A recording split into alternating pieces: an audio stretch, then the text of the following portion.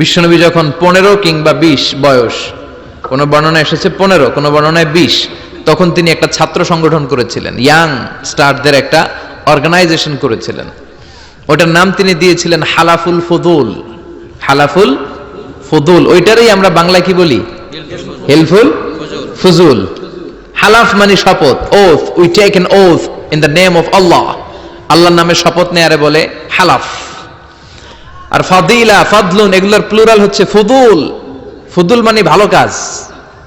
ভালো ভালো কাজের উপর বিশ্বনবী যুবকদেরকে একত্রিত করলেন যে মক্কা শহরে কোনো টেন্ডারবাজি চলবে না, কোনো চাঁদাবাজি চলবে না, দুর্বলের উপর সবলের অত্যাচার চলবে না, জালিমের জুলুম চলবে না, হত্যা চলবে না, ধর্ষণ চলবে না, রাহাজানি চলবে না।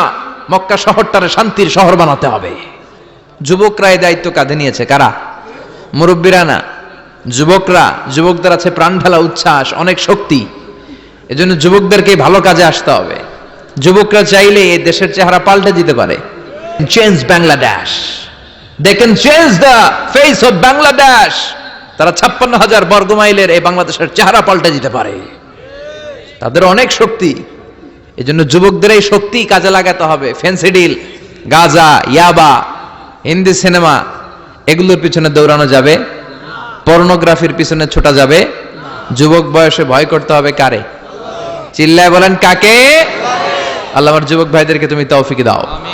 বিশ্বনবী এই হালাফুল ফুদুল তিনি গঠন করলেন মক্কাতুল মুকাররমাতে। পুরো মক্কা শহরটা শান্তির শহর হয়ে গেল। সুবহানাল্লাহ।